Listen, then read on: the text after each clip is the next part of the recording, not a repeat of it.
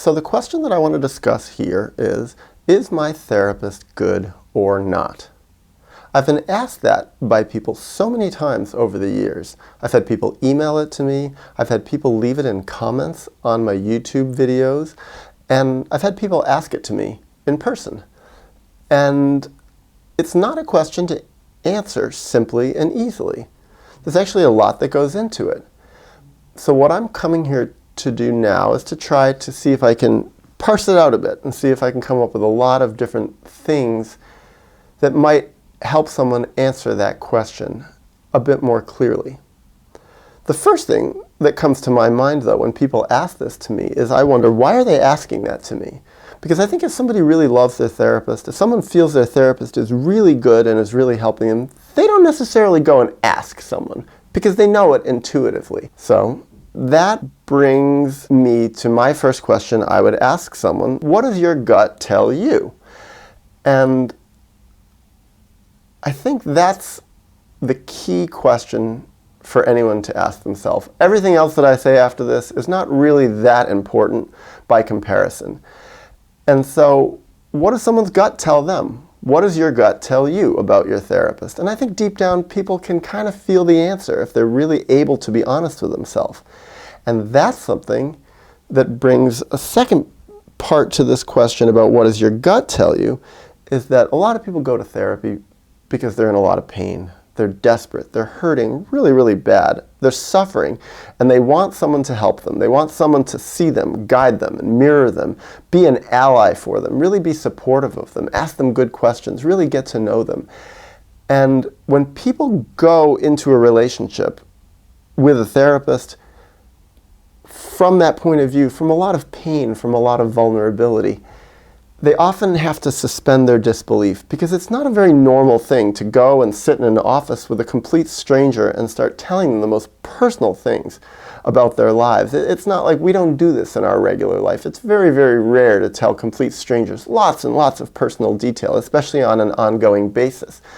So to get over that feeling that, oh my God, I'm in this totally weird and artificial relationship, what they do is they suspend their disbelief. They suspend all the parts of them that say, no, I shouldn't be telling all this super personal stuff to a stranger. And instead they just go, I'm just going to have faith in the process. I'm just going to trust. Not everybody does this, but a lot of people do. And the result of that is that a lot of therapists who aren't very good can get people to trust them anyway, just because they're so desperate to trust someone, desperate to have an ally. And also, people don't want to believe that their therapist isn't good, because if their therapist isn't good, that can cause all sorts of problems. The first being, oh my God, I have to quit this therapist, and then I have to go find a whole other new complete stranger and tell my story all over again. I have to spill my guts and tell my most personal, intimate details all over again. And who wants to do that? You want to believe really hard that your therapist is good. A lot of times also, therapists who aren't very good don't encourage people to trust their gut. They encourage people to trust the therapist. And actually, if you think about it from a business point of view, it's really not a bad idea. Hey, trust me, don't trust yourself, and then you'll keep paying me and this relationship will keep going. And sadly, a lot of people do just that. So now I'm going to try the second question. What is your therapist's opinion on psychiatric drugs? Now, again, this is my opinion. And this is my opinion based on my experience. I was a therapist for 10 years, after all, and now I've not been a therapist. It's going on 8 years, but I've had a lot of intimate interactions with therapists. I have a lot of friends who are therapists. I've talked to tons and tons and tons of people who have been in therapy, and I've made movies about therapy. So this is where I get my experience from. So the question of what is your therapist's opinion on psychiatric drugs? In a way, it's kind of simple. If you listen to nothing else about this one, my reduced, simple answer would be, if your therapist is pro-psychiatric drugs, I wouldn't trust them very much. Now, does that mean your therapist should be against psychiatric drugs? I'd say pretty much, yeah. You want a therapist who's against psychiatric drugs. Because when do therapists want people to go on psychiatric drugs? When do they refer them to psychiatrists or doctors to put them on psychiatric drugs? They refer them to people who put them on psychiatric drugs when the therapist no longer feels they can help someone. So right away, if the therapist really believes in using a lot of psychiatric drugs, or even a little psychiatric drugs, it shows the limits of their ability to be helpful. Now you could say, of course, oh, but what about someone diagnosed with schizophrenia or someone with bipolar? They need medication. That's a pretty standard answer in society. Well, it's not that simple. I mean, you could look at my movies, but you could also look at the work of a lot of other very respected people in the field who have a lot of comments on people who are in extreme states, people with extreme diagnoses, and the non-use of medication.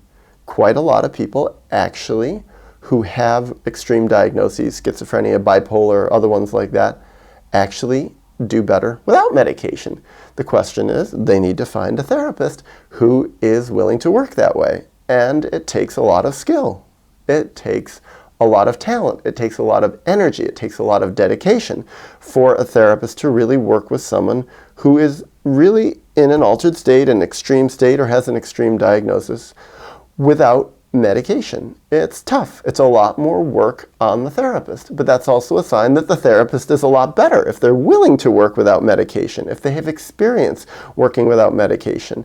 Now, what about diagnoses that are not so extreme? Let's say depression. Not saying in some cases it isn't extremely extreme, because it can be, but what about just regular day-to-day life, anxiety, sleep problems, things like that? Is your therapist willing to work without medication? Are they quick to prescribe medication? For me, again, definitely, when a therapist is quick to prescribe medication or even slow to prescribe medication but willing to suggest that medication might be helpful, it's a sign that the therapist is not usually all that skillful. They really don't know how to help people. And what does help people if medication is really not that helpful? Because we all hear the stories of the horrors, the addiction of the medication, the withdrawal symptoms when people try to come off, the horrible side effects that people have, and of course things like the medications often block people's ability to feel their feelings more, which is what you need to grow, which is really what therapy is all about. Feeling your feelings, grieving, knowing your history, and growing. So this leads into the third question. What is your therapist's opinion on psychiatric diagnosis? I mean, in the last one I did talk about psychiatric diagnosis. I used the word like schizophrenia and bipolar and stuff like that. But do I really believe that those diagnoses exist as actual things? Did I tell my clients, you have a psychiatric diagnosis, you have schizophrenia, you have this? Actually, no. I didn't believe that. I used those because a lot of people do get those diagnoses and believe in them, but for me personally, no.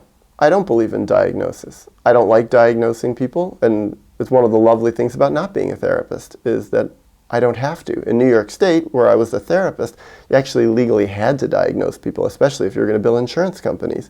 But I don't believe in diagnosis. I don't believe diagnosis is really a helpful thing. Actually, what I see diagnosis as, and what I've seen that other good therapists had as an opinion, is that psychiatric diagnosis is a very limited, pigeonholing thing that doesn't really tell a person anything of significance about themselves. It certainly doesn't do much, if anything, to help someone heal from their problems, and usually it's just a big distraction. And on top of that, it's very stigmatizing, and it can be very humiliating and painful. I personally have been diagnosed by therapists, and I did not find it a pleasant process. I found it actually a very disrespectful process. So when I hear that therapists are into diagnosing people and believe in the diagnosis and believe that this diagnosis requires this kind of treatment, especially this kind of medication, it's like, this is a therapist that's probably worth being very skeptical about. Also, because if therapists get into diagnosis and really believe in it, and sadly most do from what I've seen, it's a sign that they really don't have that much else to offer, because they're not getting into the deeper stuff that people are really going through. Or if they are getting into it, they're seeing it in light of the person's diagnosis, which again, isn't really very helpful as a therapist. So if a therapist is really focused on something that's not very helpful, it's a sign that they probably themselves won't have much ability to be all that helpful. My next question is, how do they work with someone who is suicidal? Someone who's feeling like they want to kill themselves. Someone who's having thoughts of suicide, maybe has a plan, maybe has intent, those being the words used in the mental health field. And in the standard practice of therapy, what most therapists do when they hear that someone's suicidal, especially if they start getting a person really has some intent to kill themselves, is, oh my God, I need to refer them to a higher level of care. I need to send them to a psychiatrist for medication, or maybe even I need to hospitalize them. I need to call 911 or whatever the number is, call for an ambulance, call police on someone, and get them locked up. Now, why would a therapist do that? Logically, unfortunately, in our society, there are some good reasons, and usually they're not reasons that are very helpful to the client. One of the main reasons is therapists panic. They get scared. Oh my God, what's going to happen to me if this person does something to himself or herself? It can come back to bite a therapist pretty badly. Therapists have to deal with the issue of malpractice. And oh my God, if someone kills himself or has a suicide attempt, I can get blamed, says the therapist. Also, therapists do get attached to clients, and sometimes they panic. How will I feel if someone has a suicide attempt? They'll feel horrible a lot of the time. Therapists do feel terrible if clients do have suicide attempts or actually follow through and kill themselves.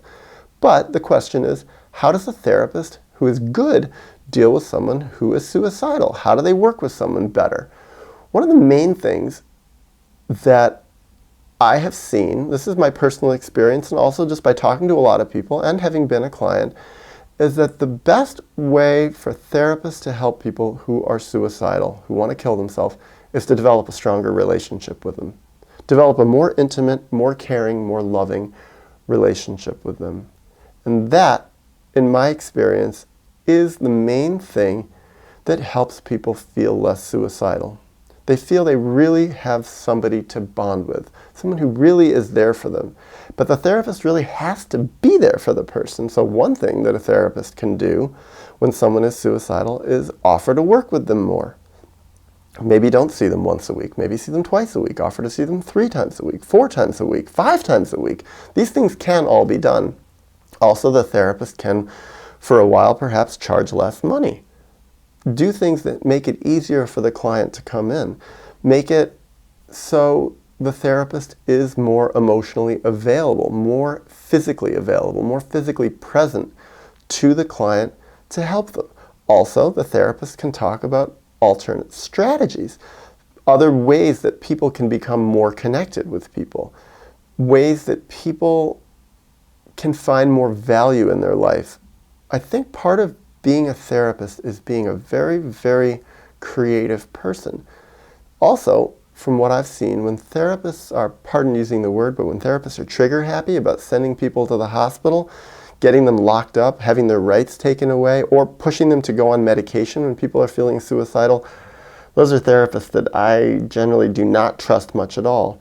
Because when people really are feeling powerless, when people are feeling desperate, when people are feeling in terrible, terrible pain about their lives, it generally doesn't help very much to take away their freedom, to force them to take chemicals into their body, to pressure them to be something other than who they are.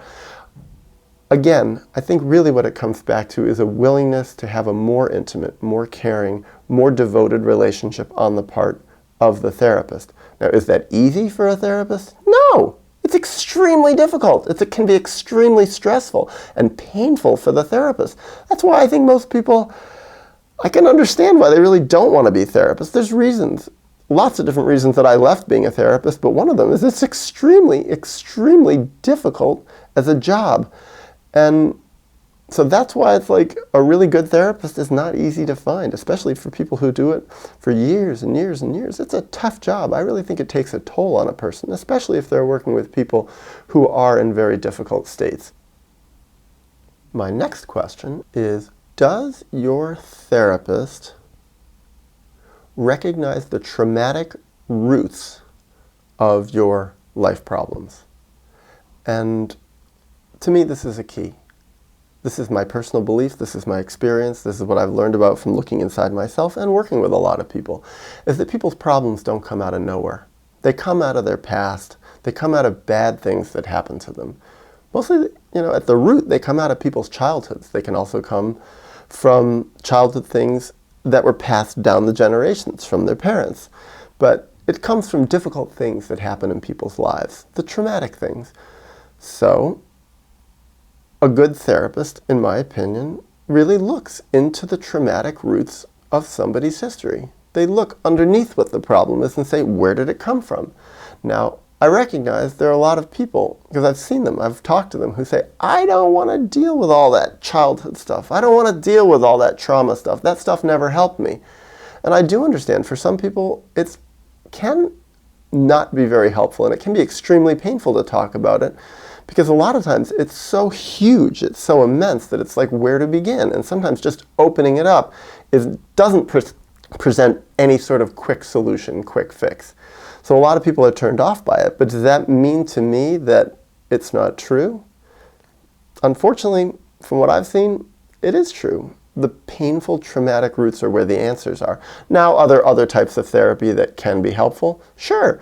Is there a place for cognitive behavioral therapy and different therapies like that look more at thoughts and behaviors and how you live in the world and focusing on the here and now? For sure. And I think a good therapist also does focus on all that stuff too. But really deep down, I believe a therapist has to ultimately have their perspective be looking at what's underneath it. Yes, they can focus on the here and now, focus on lifestyle, diet, exercise, friendships, working, what are you doing, how are you spending your day, your creativity, your joy, your having fun, your relaxation techniques. All these things are really important, and I think a good therapist should know a lot about them. But ultimately, the most important thing is, where did we come from? What did we go through? What is our history? What is our story? And really looking at trauma and really, really being an expert at having someone unpack their trauma, look at it, study it, create a safe environment to bring it out, to explore it, and ultimately to grieve it. The next question that I would ask someone who's questioning, is my therapist good or not, is, do you feel your therapist understands you? Seems like it could be kind of a simple question, even a silly question. And maybe even in a way, people could say, well, I don't know if they really understand me, or do they understand me quickly? But to me, the answer is kind of simple. Does your therapist understand you? I feel a therapist should have a really quick grasp at understanding people. That's part of the gift of being a good therapist, is they have a really intuitive grasp on getting someone. So I feel that a person in therapy should pretty quickly feel that their therapist gets them, understands who they are, and is quickly able to put a lot of different things from a person's personality and their history, their background, into a cohesive whole and make sense of it, and also demonstrate to the person who's coming to them for help that they do get them and really are able to mirror them pretty quickly and pretty succinctly. That's part of the communication gift of a good therapist, to really help someone know that you get them, you see them, you empathize with them. And I think a lot of people feel that their therapists really don't get them all that well, or their therapists are surprised when there's something that the client shares that comes out of left field, because the therapist really didn't get such a coherent picture of the client's whole personality. Now, yes, you could say a therapist could take some time to learn different things, different parts of a client's personality, but ultimately I still think a therapist should pretty quickly be able to grasp a lot about the client. Now, this leads right into the next question. Do you feel your therapist really loves you? Now, this might seem like a loaded question. Therapists aren't supposed to love their clients, you might say. That's too personal, that's too intimate, that's not good boundaries. Well, I actually really don't agree with that. I think it's very important that a therapist actually love their client, to really be able to help them, to really be good for a person. Now, how do I define love? Does that mean the therapist should be in love with the client? No, not at all. Quite the opposite. I think being in love and loving someone are very different things. I think being in love, there's a lot of neediness involved. There's a lot of hope that that person will save me and rescue me. And that's not good. I don't think a therapist should be in love with a client. I don't think that's helpful or good.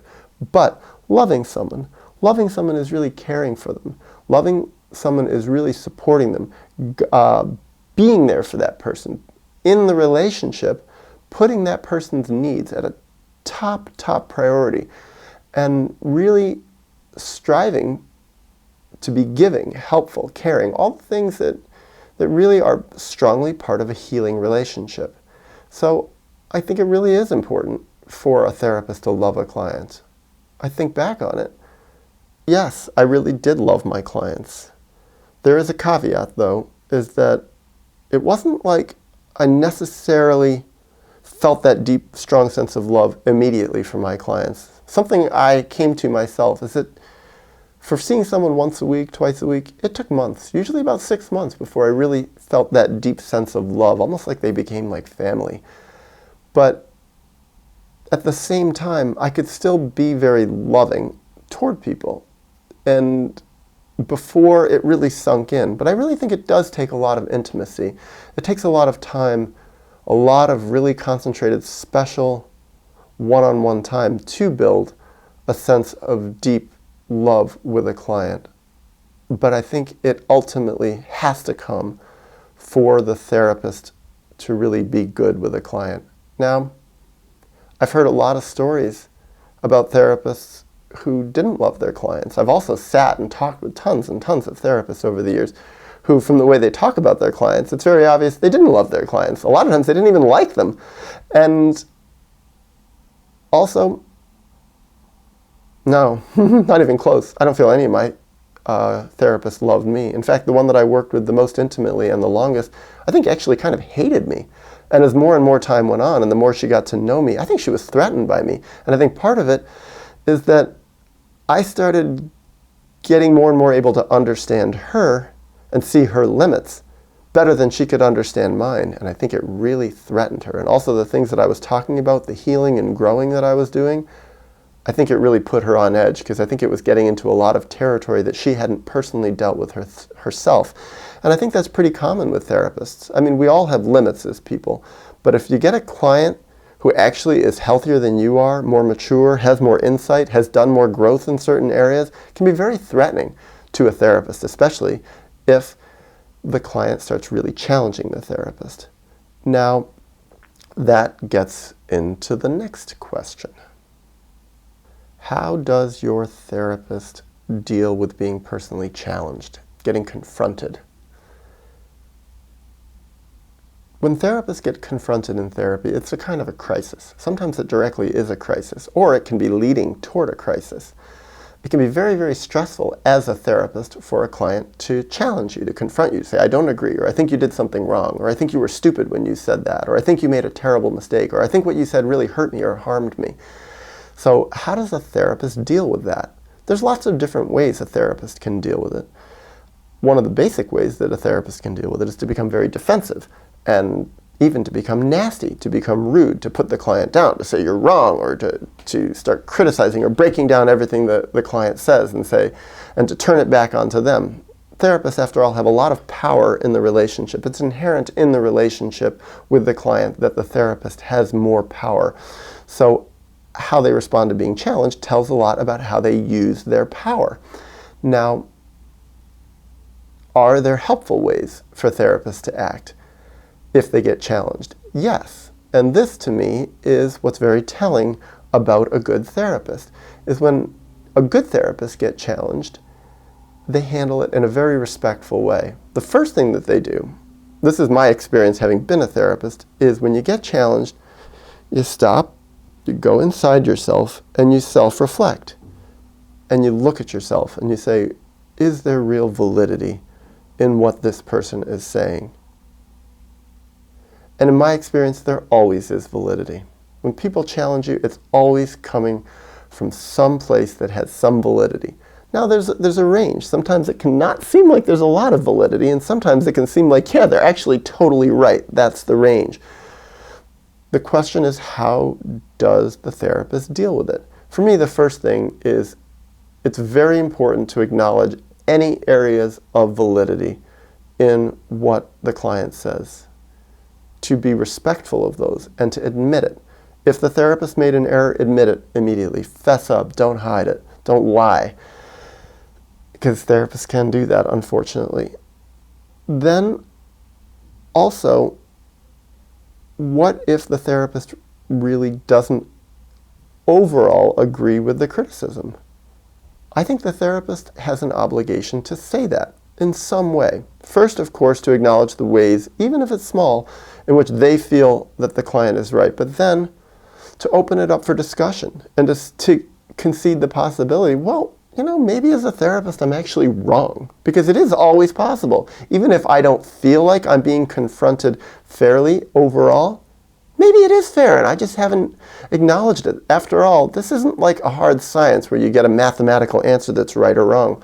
I can't think of many experiences where I've been criticized by clients and it didn't feel totally fair to me, but later I actually, with more maturity on my part, more distance from the relationship, more growth, more personal experience, I realized actually they were a lot more right than I realized. So I think it's really, really important that if a therapist gets challenged, they respond in a humble way, a loving way, but also they have to be sincere about it. And I think in a way it's like the therapist has to be open to looking at the place the client is coming from and see the validity, because also sometimes people do challenge therapists with things that they're projecting onto the therapist. They can challenge therapists and criticize them for things that come in the client's past. They can put things from other people, bad things that other people did, onto a therapist. But I think if a therapist is good, they're going to have some sense of that, and they're going to still have empathy for the client, because they're going to realize part of what makes a therapy relationship special is that privacy, that anonymity, the confidentiality, the intimacy in it. And those kind of relationships can kick up a lot of stuff in people. All that vulnerability that a client is expected to express, it's like it can kick up a lot of stuff, and there can be reactions. So I think a therapist has to be open to that and be humble about how difficult it is, and that sometimes, people can confront a therapist about things that aren't fair, and the therapist sometimes has to just weather it to be able to take it for a while. Sometimes it changes over time, but at least to be able to hang tough, be strong, still be loving, and show the person, I actually still care about you, even though you're criticizing me. I may not totally understand it, I may not totally agree with it, but I still definitely defend your right to confront me. Because also, many people who come to therapy have never really had a safe relationship in their life where they're allowed to criticize someone, where they're allowed to confront someone, and they're not going to get punished for it. There's not going to be horrible negative consequences. They're not going to be abandoned for it. Because so many people in their life have been abandoned so terribly, which is part of why they go to therapy in the first place, to work that out. So I think it is important a lot of times for people to test therapists, and maybe not fairly. I certainly have tested my therapists in ways. I've confronted them about things that I think were right, and also later in hindsight realizing some of the things I confronted them with I probably wasn't quite right. I was testing them to see if they still loved me. And a lot of times when they reacted really negatively, it's like, oh, I get it. They need to be right more than they need to really actually love me. And it was a sign that I didn't really have that good of therapists. So my next question might seem a little bit out of left field, but I think it's an important one.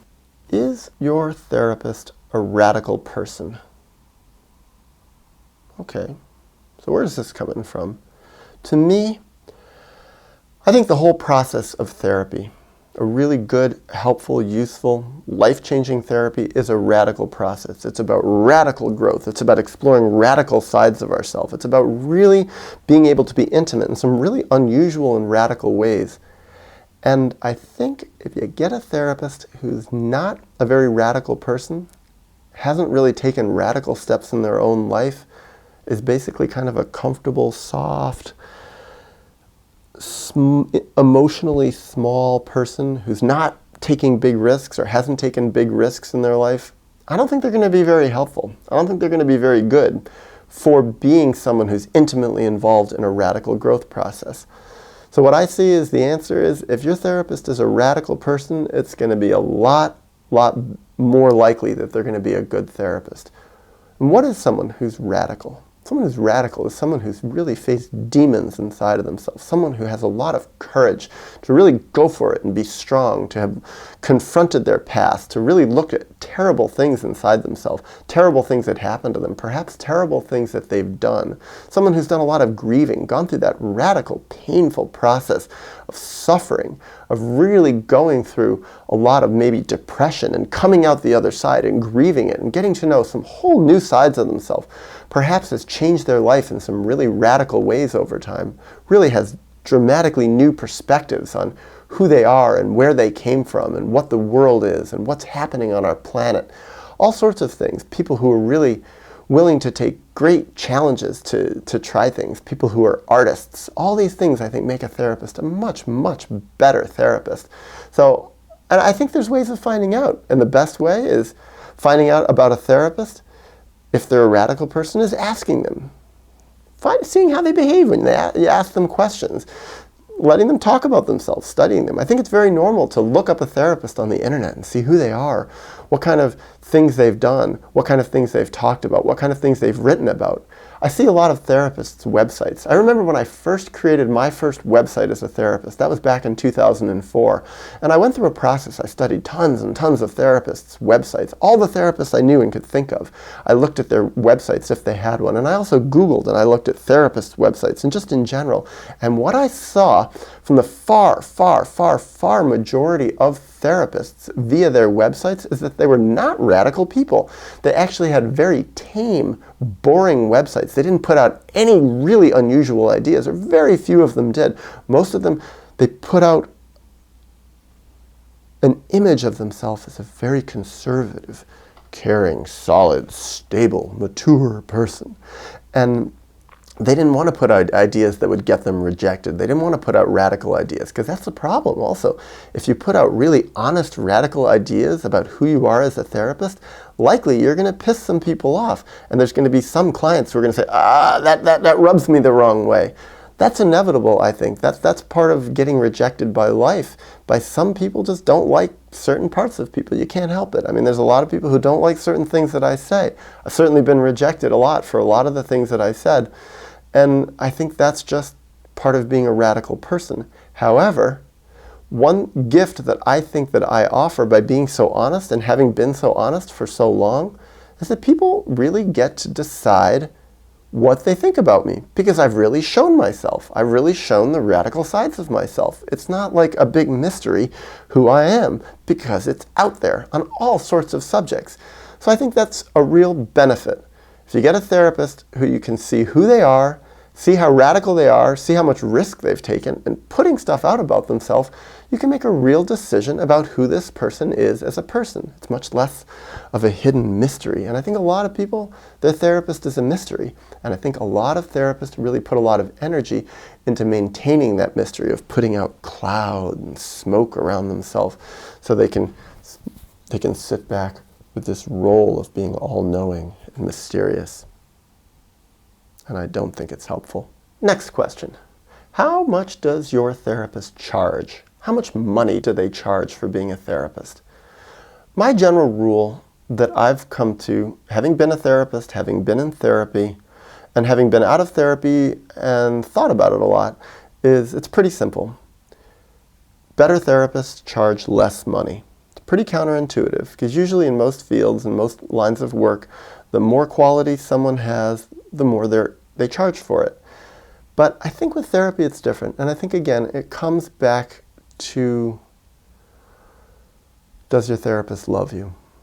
And I think when people love people, they want to give them the most fair deal possible. Now, it's not so simple, because a good therapist also loves themselves. He loves him or herself.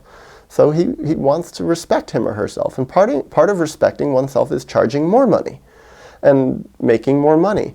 However, it's not that simple. So I think there's two curves. One curve is The better you are, the less money you charge. And the other curve is the more you love yourself, perhaps the more you want to charge. It's nice to have more money. Money is very useful in the world. So the question is, where do those lines meet? And where they meet is, I think, how much a therapist charges.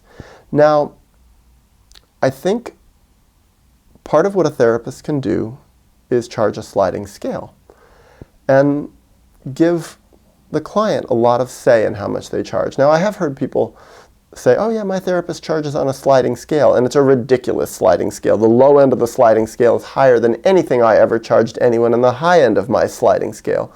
So I think, yeah, charging a low amount is better, because if you really care about someone, you don't want to stress them out by charging them lots and lots of money. I've heard this from people a lot. They came to therapy with me and they said, yeah, it was really, really stressful in my relationship with my last therapist.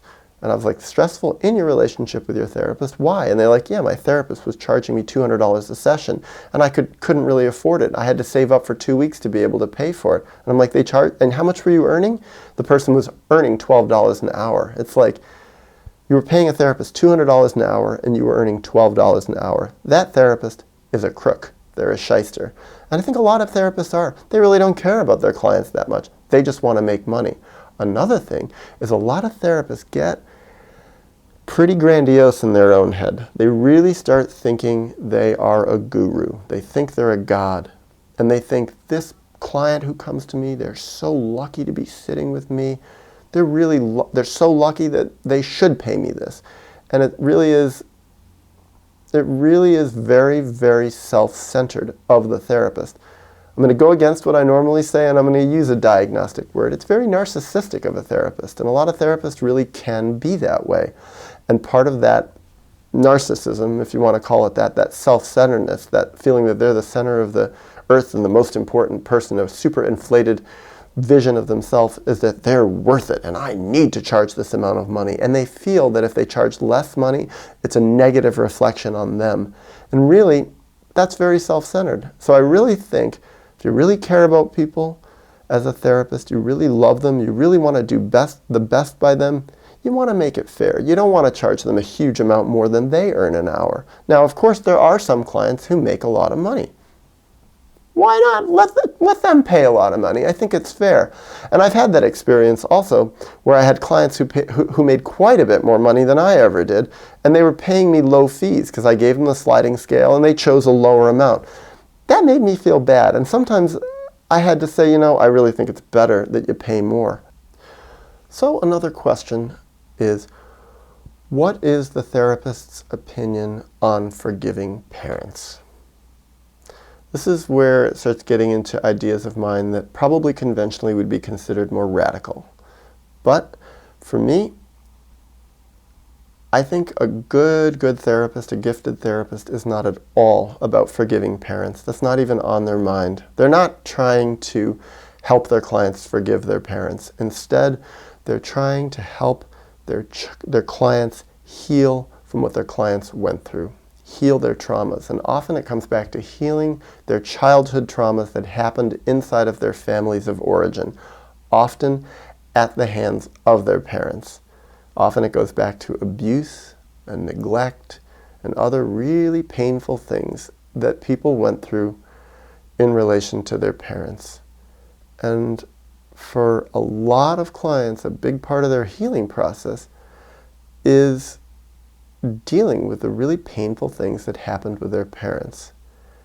And although there are a lot of people in the world, healing figures and gurus, who are really big on forgiveness and coming to a loving place with one's parents, I don't think that's part of the healing process. Now, does that mean that a therapist should be attacking your parents and criticizing them all the time? No, I don't think so. I think it's a therapist's place to let the client lead the healing process, feel their feelings, really go through their process at their own pace for determining what they went through. Yes, the therapist can do a lot of mirroring and give feedback and be honest about it, but definitely not pushing forgiveness. I don't see forgiveness as a goal of therapy or a goal of the healing process. I think reconciliation can be.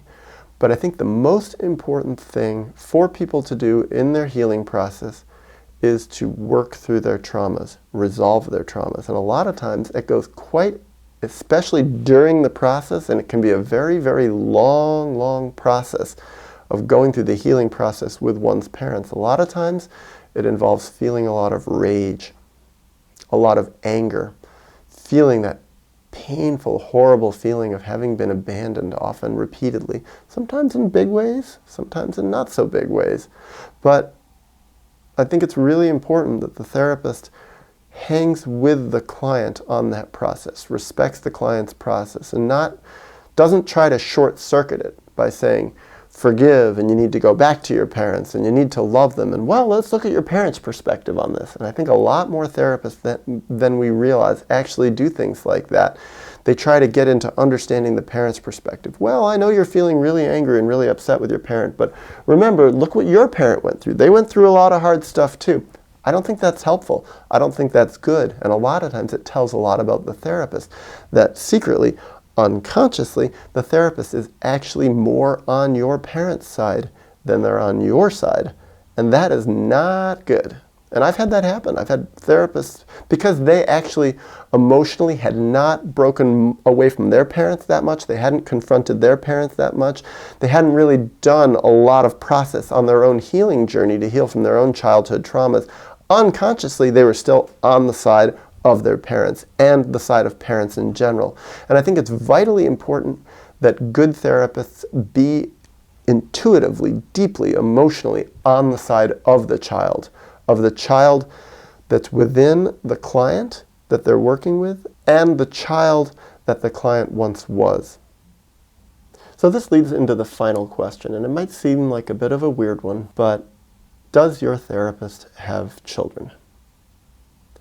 And I think part of being a really good therapist in general is it helps to not have children. Why is that? Okay, in one way I'd say, look at the world. The world is such a mess. People who are bringing children into it, a lot of times from what I see, are less conscious, less healthy. And so I would want a therapist who is more conscious and more healthy. But also, from what I've seen, when people have children, a lot of times it stymies their own growth process. It blocks their own growth process. They end up getting into a relationship with their child, an emotional relationship that really diverts people from their healing path. And I've seen that so much. When people have children, it's so much harder to devote oneself to the really, really painful process of growing and healing, that lifetime process of growing and healing. And when people have kids, their energies go so much more into raising their kids, into nurturing their children, which in a way they should. They should be putting a ton of energy into nurturing their children, but something gets sacrificed, and a lot of what gets sacrificed is one's own growth process. So when you get a therapist who's not fully devoted to their growth process, generally not as good of a therapist. But it also, on the flip side, is when you get a therapist who has children, especially young children, you get a therapist whose attention is divided. Being a therapist, especially if you have more than just a few clients, is an extremely emotionally taxing job. It's extremely stressful. And when people have young children especially, how are they supposed to be a good parent for their young child when they're having an extremely emotionally taxing, challenging, stressful job? Their child is going to suffer for that. On the flip side, if they're really being an excellent, devoted, focused, caring parent to their child, how are they supposed to devote all their emotional energies to being a good therapist? I think we only, as people, have so much emotional energy to devote to ourselves and to the world. I think we really all have a limited capacity to give. And part of being a therapist is doing a lot of giving. I think it's basically pretty hard for anyone to see a lot of clients as a therapist and also to give a lot to oneself. Add a child to the picture, I think it really is just too much to ask. So I think really, yeah, if a therapist has a child, especially a young child or multiple young children, it's generally they're just not going to be able to be as good of a therapist. So overall, that is my list of 12 things that I would ask someone who's questioning, is my therapist good or not? But to go back to what I said at the beginning, the most important thing really is to trust your gut, to look inside yourself and to trust how you feel about your therapist, about how this person really feels to you and to listen to yourself. And I think that that's a good place for me to close. That ultimately, even if we are in therapy, ultimately it's our own journey, and ultimately our life and our healing process is ultimately a self-therapeutic process, and ultimately we have to be the ones who are in charge of our healing process. Ultimately, the therapist is just someone who we hire to help us, to nurture us, to do some guidance, but ultimately we have to listen to ourselves.